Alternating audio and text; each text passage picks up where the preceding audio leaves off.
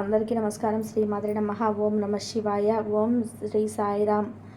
ధనుసు రాశి వారి యొక్క గోచార ఫలితాలు ఎలా ఉన్నాయి, ఈ రాశి వారిలో జన్మించినటువంటి వ్యక్తులకి శుభ అశుభ ఫలితాలు ఏంటి అనేటువంటి పూర్తి అంశాలను వీడియోని ఎక్కడా కూడా స్కిప్ చేయకుండా చూడండి చివరి వరకు. అప్పుడే మేము ఏం చెప్తున్నామో మీకు పూర్తిగా అర్థమవుతుంది. ఇక వీడియోలోకి వెళ్తే కనుక, ధనస్సు రాశి అనేది రాశి చక్రంలోని 9వ రాశి.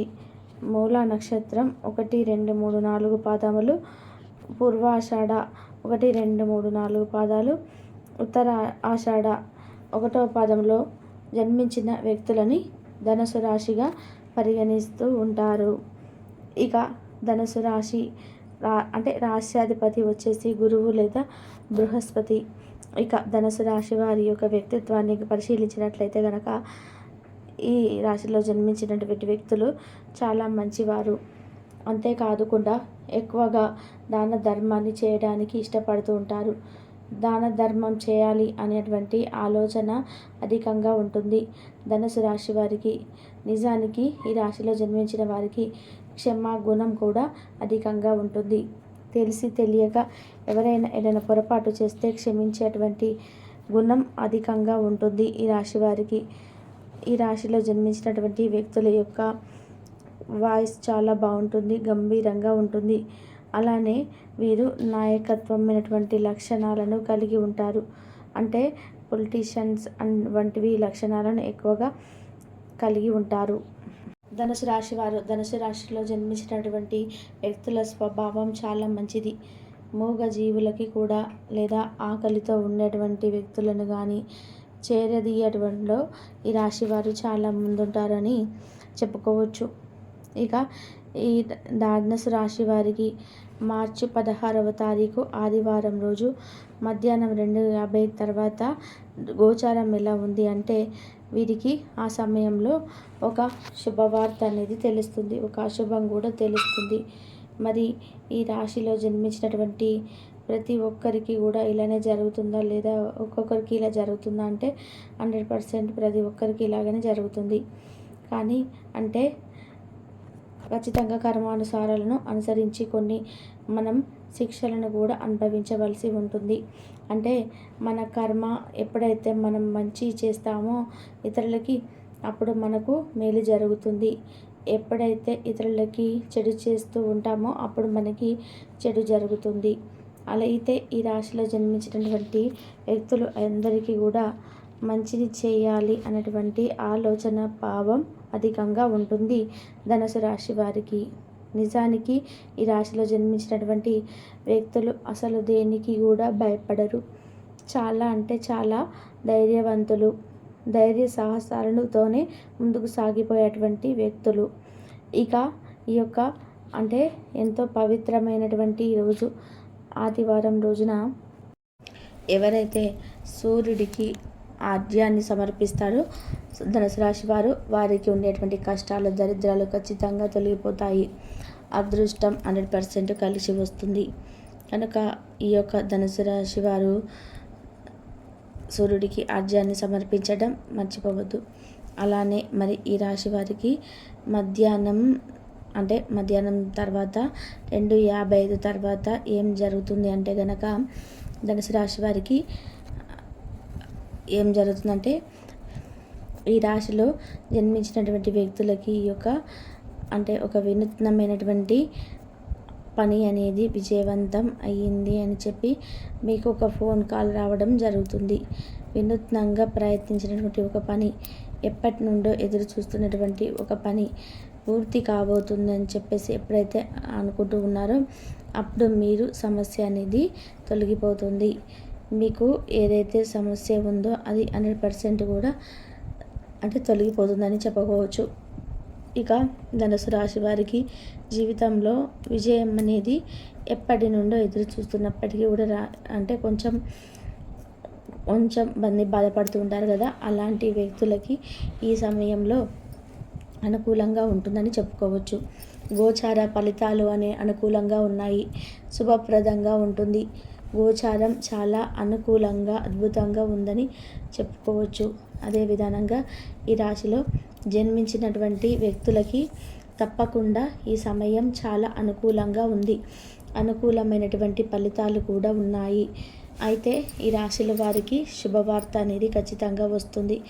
అది ఏదైనా సరే శుభవార్త అంటే ఫర్ ఎగ్జాంపుల్ మీరు చాలా బంగారాన్ని బ్యాంకులో పెట్టారనుకోండి, ఆ బ్యాంకులో పెట్టినటువంటి బంగారాన్ని కూడా విడిపించేటువంటి అవకాశం రావచ్చు.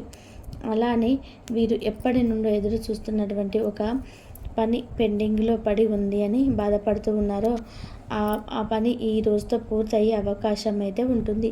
అది కూడా మధ్యాహ్నం తర్వాత.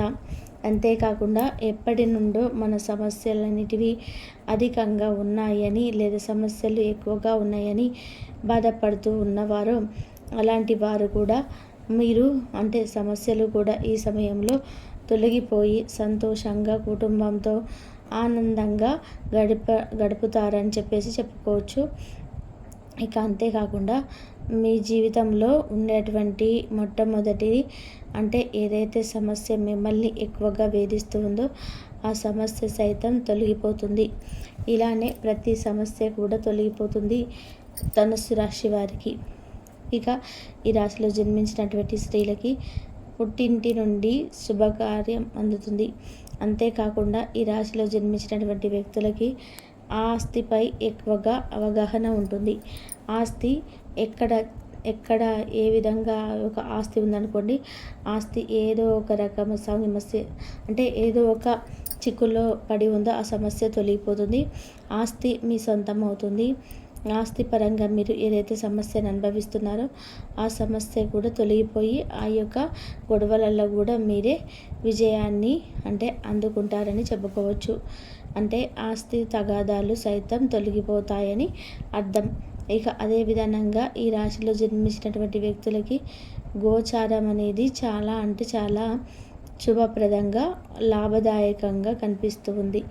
గోచార ఫలితం అనేది లాభదాయకంగా ఉంది ఈ యొక్క రాశి వారికి.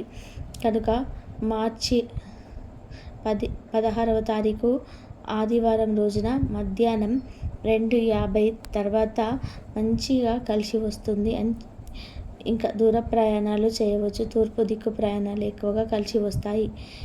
తూర్పు దిక్కున నిలబడి సూర్య భగవానుడికి తప్పకుండా ప్రతిరోజు నమస్కరించుకోండి.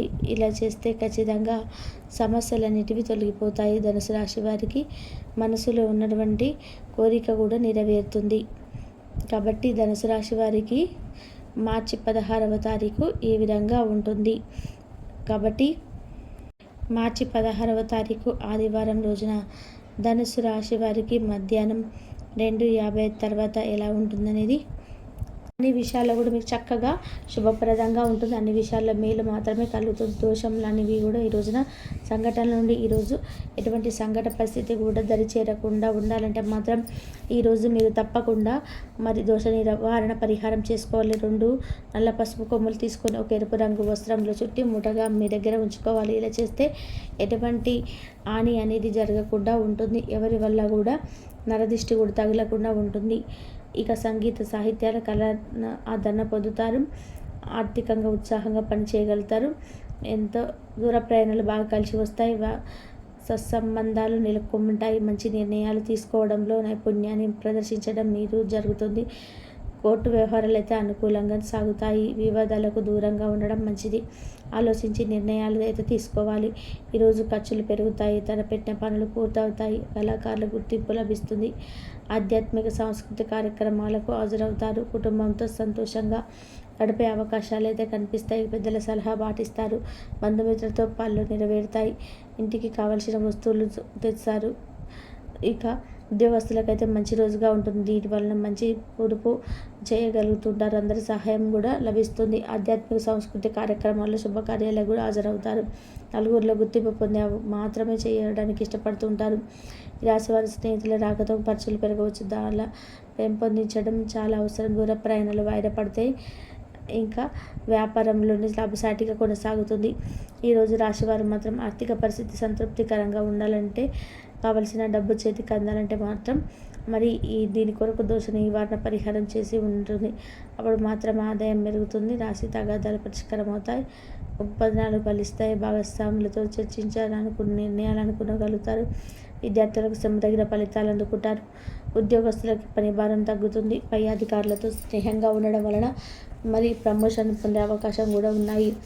ఈరోజు రాశివారి ఆరావళి కుంకుమతోటి పూజలు సమర్పించాలి. ఆంజనేయ స్వామి ఆరాధన చేసినట్లయితే మరియు చాలా శుభప్రదంగా ఉంటుంది. దోష నివారణ కూడా జరుగుతుంది. దాంతోపాటు పేరు ప్రతిష్టలను సంపాదించగలుగుతారు. మీ శుభకార్యాలు ఫలిస్తాయి. ఆరోగ్యంపై దృష్టి పెట్టడం సాధ్యమవుతుంది. భూములు, వాహనాలు కొనుగోలులో జాగ్రత్త వహించడం జరుగుతుంది. దూర ప్రయాణాలు కొంతవరకు అనుకూలిస్తాయి. ఇంతవరకు చూసినందుకు ధన్యవాదాలు.